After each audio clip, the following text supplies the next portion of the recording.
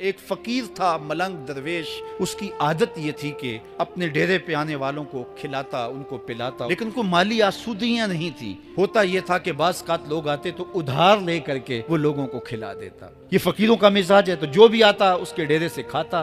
وقت آخر آ گیا، جن لوگوں نے ادھار دیا تھا وہ سارے تقاضا کرنے آ گئے۔ اب بابا جی کو کیا فکر لاحق ہے کہ یہ میرے مہمان اور میں ان کو کچھ پیش کرنے کی صلاحیت نہیں رکھتا۔ ایک بچہ تھا، وہ کچھ سامان بیچ رہا تھا، پتیسا بیچ رہا تھا یا کوئی اور چیز بیچ رہا تھا۔ کہا تم بیچ رہے ہو تو میرے مہمانوں کو کھلا دو۔ تو سارا ان مہمانوں کو کھلا دیا گیا، اور اس کے بعد کہا بابا جی پیسے؟ کہا تم بیٹھ جاؤ، جب ان کو ملیں گے تو تجھے بھی مل جائیں گے۔ وہ بیٹھ گیا، 2 4 10 منٹ بیٹھا تو بچہ تھا، پھر کھڑا ہو گیا، بابا جی پیسے؟ میری ماں میرا انتظار کر رہی ہے، ہمارے گھر کا چولہا اسی سے جلتا ہے، میں یہ پیسے لے کر جاؤں گا اور ہم شام کا گھر کا کوئی سلسلہ کریں گے۔ کہا بیٹا جب ان کو ملے گا تو تجھے بھی مل جائے گا۔ بچے نے رونا شروع کر دیا۔ یتیم بچہ تھا، اس کا سارا آسرا یہی تھا۔ جب بچہ رویا اللہ کی رحمت کو جوش آیا۔ کوئی مرید نذرانہ لے کے ان بزرگوں کے پاس آ گیا، وہ اتنے پیسے تھے کہ اس بچے کو بھی دیے، جتنے لوگ آئے تھے سب کا قرض چکایا۔ کہا جاؤ گھروں کو۔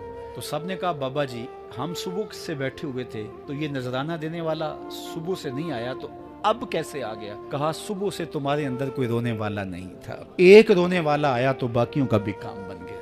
بعض اوقات کسی ایک شخص کی وجہ سے باقیوں کی خطائیں بھی معاف ہوتی ہیں۔